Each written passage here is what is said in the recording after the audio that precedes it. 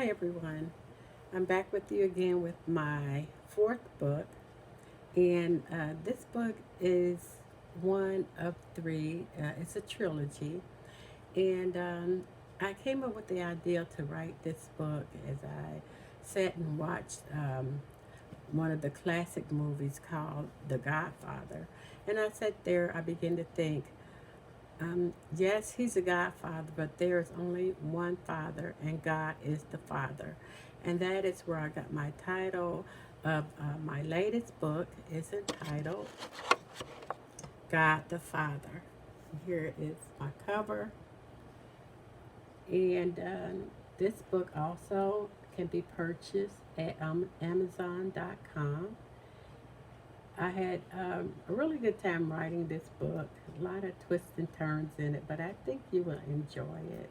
So this is the first book, as I said, and in this book, uh, there are two main characters, and the first one is in the form of Alexander Marzoni.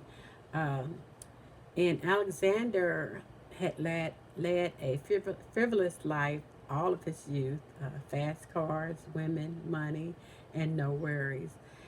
And um, with no responsibility resting on his shoulder. And all the responsibility rested on the shoulders of his oldest brother.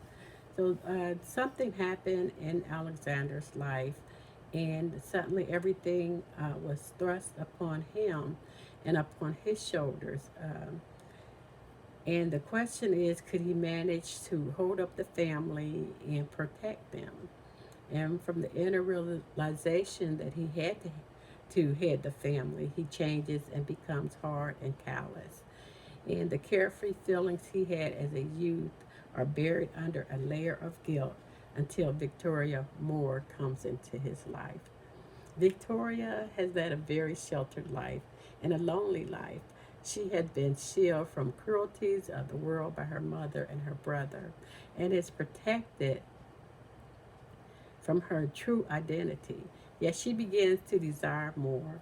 She craves for the excitement she reads about in classic books and sees in old black and white films.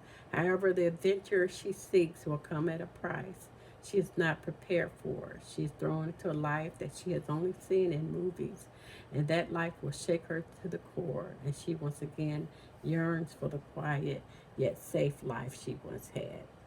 And the question concerning this book is, can a Christian person live in a syndicate life? And you will get the answer to that as you read this book, God the Father. And you will enjoy it. I know you will. I love writing it.